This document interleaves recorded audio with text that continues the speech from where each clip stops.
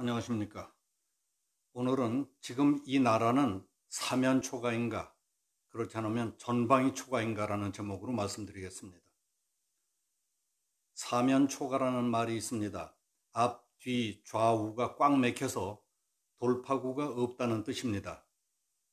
그런데 지금 우리가 처한 나라 꼴은 앞, 뒤, 좌우뿐만 아니라 땅에서 솟아날 구멍도 없고 하늘을 봐도 헤어날 구멍이 보이지 않습니다. 전방위가 적국인 초나라의 노랫소리로 시끄럽습니다. 한미 동맹을 흔들어 놓는 바람에 미국은 반쯤 돌아앉아 있고 일본은 다시 왼수가 돼가고 있습니다. 핥으라면 핥아주고 빨라면 빨아주었건만 날강도 같은 북한 놈들은 우리에게 고마워하기는커녕 오히려 눈알을 부라리며 경고장이나 날리고 있습니다. 러시아와 중국은 독도 영공을 마음대로 휘젓고 다니고도 오히려 뻣뻣하게 나오고 있습니다. 지하철 역마다 문재인 하야운동 서명대에 사람들이 줄을 잇고 서 있습니다. 종교단체, 시민단체, 군 예비역 장성들의 시국성명이 매일 여기저기서 쏟아져 나오고 있습니다.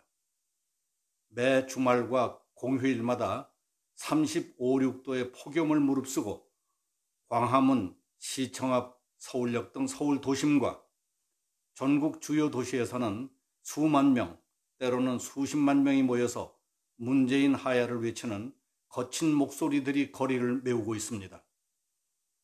그래도 대통령은 틈만 있으면 휴가도 아니고 휴가가 아닌 것도 아닌 휴식을 취하시느라고 느긋하십니다. 대통령이 취임식 때 약속했던 대로 지금까지 한 번도 경험해보지 못한 나라를 경험하면서 생각 있는 국민들은 먹고 자고 배변하는 일조차 고르지 않습니다. 한미동맹의 균열, 한일 간의 심각한 외교 갈등, 러시아와 중국 군용기의 우리 영공 침범, 북한의 미사일 도발, 이 가운데 어느 것 하나 간단한 일이 없습니다. 모두가 국제정치역학의 중요한 축인 한반도에 대한 전략과 얽히고 설켜 있기 때문입니다. 이걸 모르고 지금까지 우리는 헛다리를 짚고 남의 다리만 긁고 있었던 겁니다.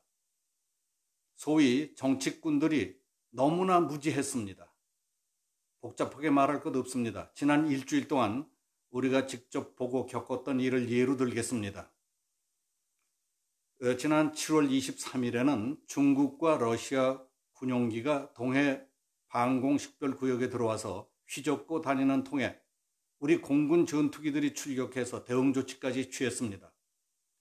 위협 사격을 해서 쫓아냈습니다. 그때 우리 독도 영공과 그 일대에는 러시아, 중국, 우리 한국, 일본 등에서 30여 대의 군용기들이 떠다니면서 몇 시간 동안 북새통을 이루었습니다. 러시아 군용기가 우리 영공을 침범했던 일도 처음이고 우리 동해 영공이 4개국 군용기들의 각축장이 됐던 일도 처음 있는 일입니다. 일촉즉발의 위기 상황이었던 겁니다. 지난번 헝가리 유람선 충돌 사고가 났을 때에는 문재인 대통령을 비롯해서 국가안보회의 멤버가 거의 다 참석하는 비상대책회의까지 열고 외무부 장관을 구조대책본부장으로 하는 긴급구조단까지 파견했던 우리 정부는 러시아와 중국의 독도 영공 침범 때에는 국가안보회의조차 열지 않았습니다.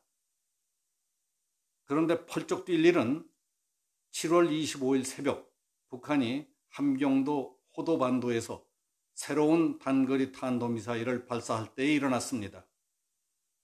쌍안경을 끼고 미사일 발사 장면을 지켜본 북한의 김정은은 아무리 비위가 거슬려도 남조선 당국자는 오늘의 평양발 경고를 무시해버리는 실수를 범하지 말아야 한다고 말한 겁니다. 남조선 당국자는 사태 발전의 위험성을 제때 깨닫고 최신 무기 반입이나 한미 군사연습과 같은 자멸적 행위를 중단하라고 했습니다. 지난해 비핵화 대화가 시작된 뒤 김정은이 미사일 도발 후 사실상 문재인 대통령을 향해서 직접 압박하고 나온 것은 이번이 처음 있는 일입니다.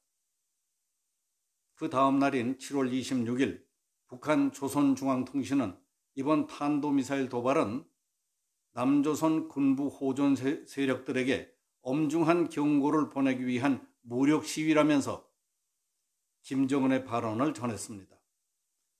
지난 5월 미사일 도발 때까지만 해도 무력 시위라는 표현을 사용하지 않았던 북한입니다.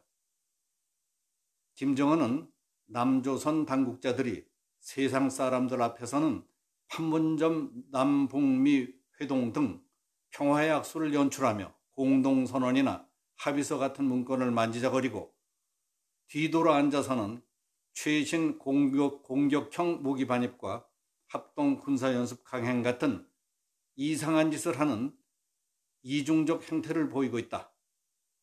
남조선 당국자는 하루빨리 지난해 4월과 9월에 있었던 남북 정상회담 때와 같은 바른 자세를 되찾기 바란다고 했다는 겁니다.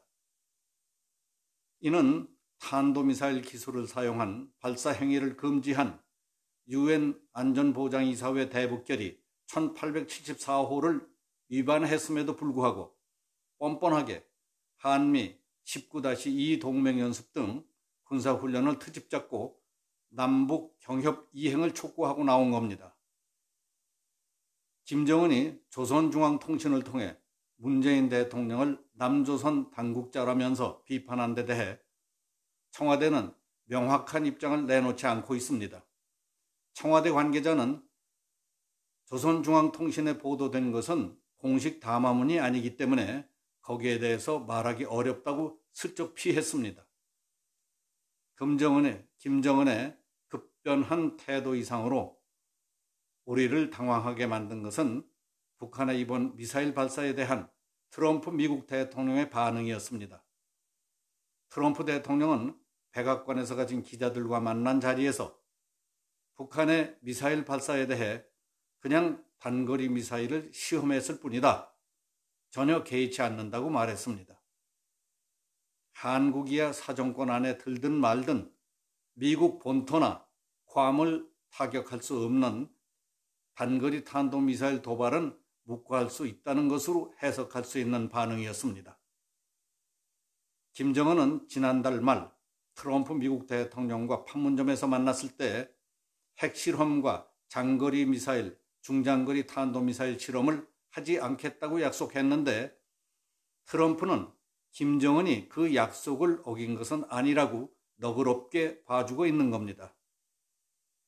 일이 이렇게 돼간다는 것은 문재인 대통령이 북핵 문제를 비롯한 한반도 문제를 풀기 위해서 운전석에 앉아 있다느니 중재자 역할을 하겠다느니 하면서 미국과의 공조의 틀을 깨가며 김정은 편에 서서 세계 각국을 다니며 별짓을 다 했던 일은 모두 헛일이 돼버리고 말았습니다.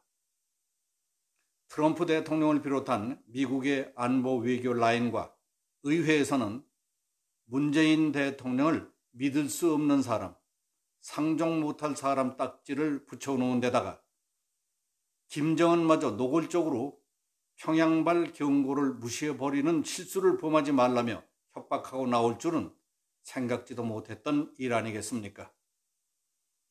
문재인 대통령은 정말 순수한 마음으로 한반도의 평화를 위해 통일의 초석을 다지기 위해 국내외의 혹독한 비난과 우려를 무릅쓰고 애써왔을 수도 있습니다.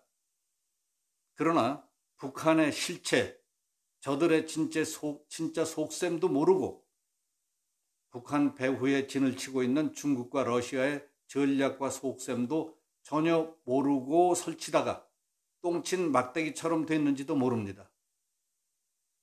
국가적으로 우리 국민 입장에서 너무나 위중한 순간에 옛 선인들의 지혜가 깃들어 있는 우리 속담들이 생각납니다. 똥친 막대기처럼 됐다는 말은 남들이 싼 똥을 치는 데 썼던 막대기를 어디다 쓰겠습니까? 아무짝에도 못 쓰게 돼버렸다는 뜻입니다. 중매는 잘하면 술이 석 잔이지만 잘못하면 뺨이 석대라는 말이 있습니다. 문재인 대통령이 미국과 북한 사이에 중재자가 되겠다느니 운전자가 되겠다느니 했지만은 지금 돼가는 꼴을 보면은 양쪽에서 멱살을 잡힐 신세가 되어버린 것 같습니다. 또 하나는 입에 올리기조차 민망한 속담이 있습니다. 종려는 뭐 주고 뺨 맞는다는 말이 있습니다. 남의 집 종로로 타면서 비굴하게 처신하면은 주인 영감에게 실컷 농락을 당하고도 계속 무시당하고 사람 대접 못 받는다는 뜻입니다. 지금 이 지경이 됐는데도 청와대는 틈만 있으면 휴가도 아니고 휴가가 아닌 것도 아닌 휴식 얘기나 할 때입니까? 참 딱합니다. 오늘은 여기서 마치겠습니다. 감사합니다.